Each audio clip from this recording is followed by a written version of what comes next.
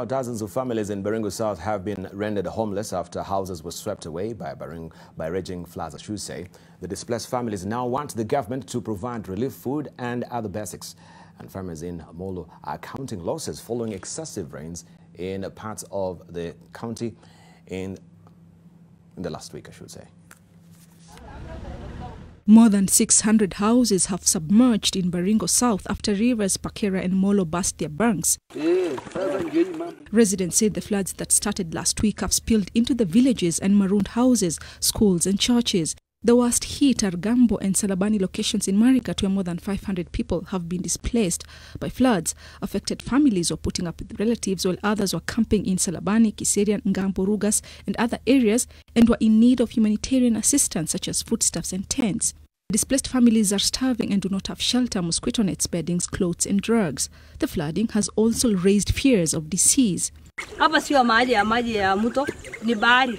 Ilikuja usiku, watu wanatustukia tu maji imejaa na hakuna namna hata. Nimeathirika kabisa na maji.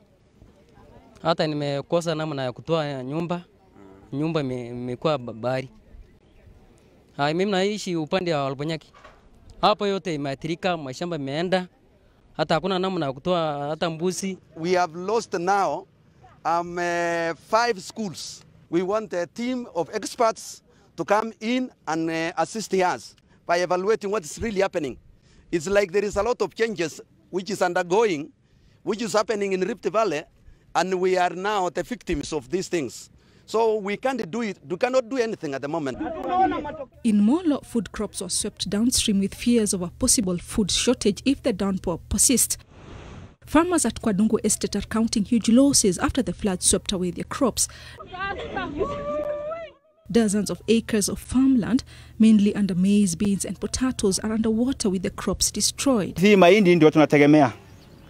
Hakuna chakula kingine tunategemea na hii ni nusu eka mzima imeng'olewa. Weatherman has predicted the rains will continue up to the end of June.